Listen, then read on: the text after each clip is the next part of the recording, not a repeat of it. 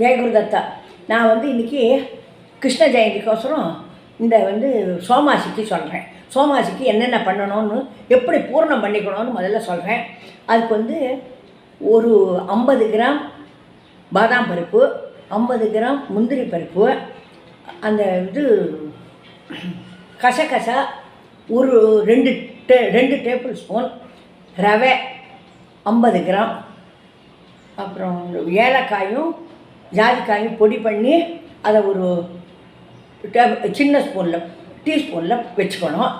இதை எல்லாத்தையும் இந்த பாதாம் பருப்பு, முந்திரி பருப்பு, ரவை, கசகசா எல்லாத்தையும் மணக்க வறுக்கணும். ஜாஸ்தி கலரும் மாறப்படாது, அது அடுப்பையும் பெருசாக வைக்கப்படாது. அதை வாசனை வர அளவு வறுத்துட்டு, அதுக்கப்புறம் இதெல்லாம் தனித்தனியாக வறுத்துக்கணும். ஒன்றும் ரெண்டையும் ஒன்றா போடக்கூடாது. அதுக்கப்புறம் சர்க்கரை வந்து அதே போல் 100 கிராம் சர்க்கரையை அரைச்சி வச்சுக்கணும்.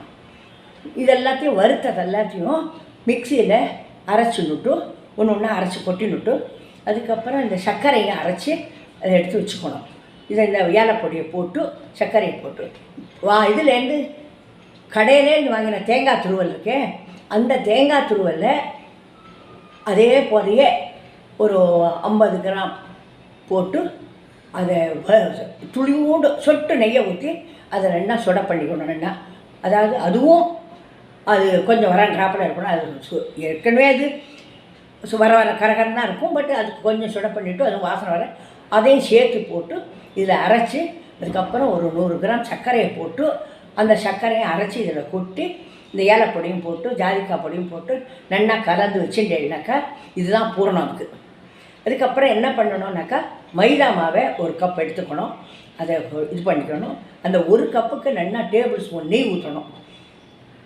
நெய் ஊற்றி நல்லா பிசியணும். நல்லா இதுவாக ஒரு துளியோடு சால்ட்டு போட்டுக்கணும்.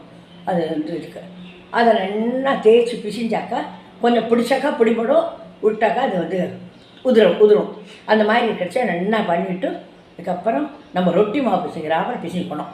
பிசிஞ்சுட்டு அதை வந்து இது இட்டு இந்த பவுடரை வச்சு அதை மூடி நம்ம இது மாதிரி மூடி சோமாசி மாதிரி மூடி அதை வந்து எண்ணெயில் போட்டு எடுக்கணும். இது வந்து ரொம்ப மகாராஷ்டிராவில் ரொம்ப பிரசித்தம் இந்த கிருஷ்ண ஜெயந்திக்கு. அதுக்கு இவள் வந்து கரஞ்சியான்னு சொல்லுவாள், நம்ம வந்து சோமாசின்னு சொல்லுவோம். நம்மளையும் பண்ணுவாள் நிறைய. எங்கள் அம்மாலாம் பண்ணியிருக்கா, நிறையா பண்ணுவாள். அதே போல் எண்ணெய் குழம்பை கூட பண்ணுவாள்.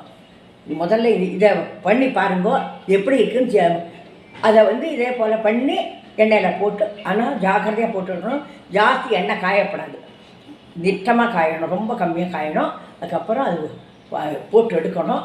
நம்ம கரன்னு நல்லாயிருக்கும். இதை வந்து பண்ணி பாருங்கோ எப்படி வருதுன்னுட்டு. இது லைக் பண்ணுங்கோ, ஷேர் பண்ணுங்கோ, சர்ப்ரைஸ் பண்ணுங்க.